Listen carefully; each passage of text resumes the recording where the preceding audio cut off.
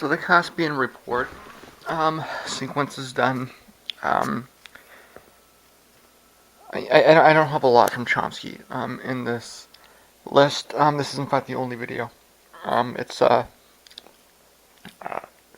it's actually largely because I've already watched most of the Chomsky videos on YouTube, or at least the ones that are of length. Every time I run across one, I've already watched it. So I don't know. Maybe there's some repository that I haven't seen, but and there's always new stuff coming up. But when I made this list, everything that I came across I'd already seen. So um, this is just a pastiche of ideas about anarchism. And he does something weird here. He kind of um, they ask him a question about, or some radio guy asked him a question about um, participation in society, and he started talking about the division of labor, but then went back to participation again, um, in a way that was like, it kind of made it look like he was rejecting the division of labor, which is something that drives me crazy. Um, Rejecting the division of labor is just, I mean, there's a lot of ideas um, that I mean, the arguments um, have some validity to it. I mean, this idea that um, if you have a strict division of labor, and I think the key part there is strict, then you reduce people into slaves. I mean, it doesn't matter how free the system is. If you are, if it's determined that you are in this role, and it doesn't really matter what the role is, whether it's you're sweeping the floors or you're running the company, if you're stuck in that role, then you're not free. And the whole foundation of the system being one of freedom completely collapses, right? So there has to be a lot of space for things to be shared, and people move around and all that kind of thing, right? The reality is that, I mean, the current system, that's like, I wouldn't criticize the current system in terms of the way that it approaches division of labor. I don't think we have a really strict division of labor in society. I think that if anything, the education system is a little bit lax. Our standards are too low. And if we're to approach this at all, we should, the first thing we should do is increase our standards in the education system to ensure that you're not getting through unless you really understand the stuff. And more importantly, from my experience, is that you're not teaching um, unless you have a strong grasp, and that applies at the teaching assistant level as well. So that was my biggest problem going through school. Um, it was rare that I came across a bad prof. In fact, I'm not sure I could even name one. But the TAs, like bad TAs, is an endemic problem. Okay, they're everywhere. Yeah, every program, every course. Um, I'll admit I only went to one school, so maybe it was just a problem at the school that I went to. But bad TAs, it's like this huge problem. Because the whole TA system is based on nepotism. I know it's the prof's nephew that gets the job, or the someone's girlfriend. That's the reality of how it's set up, because nobody really takes the position seriously, right? Without this sort of recognition that, wait a second, the TAs are actually doing all the work, and it's the TAs that make the difference as to whether an idea is understood or not. And if you put a bunch of doofuses in those roles, then nothing gets, you end up with stupid people failing smart people. Okay, and that's the problem that I saw over and over again. Um, and really is the major reason why I gave up. Um, I told myself I don't want anything to do with this system because it's too corrupt. The nepotism is too powerful. But I've digressed.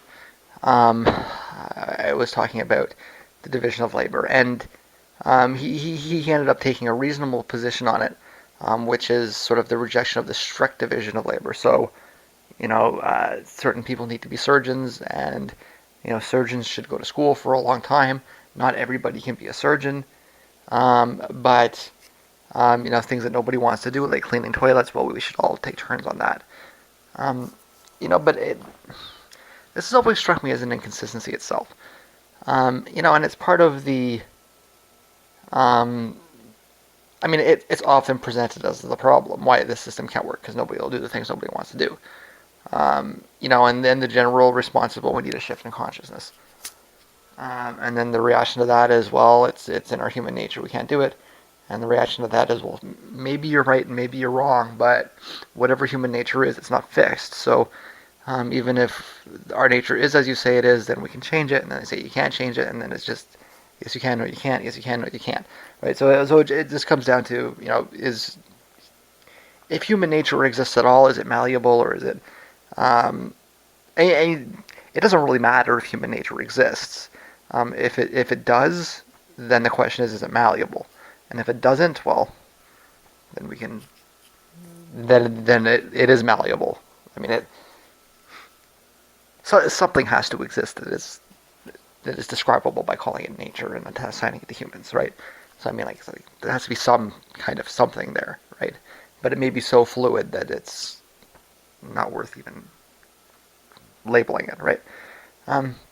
But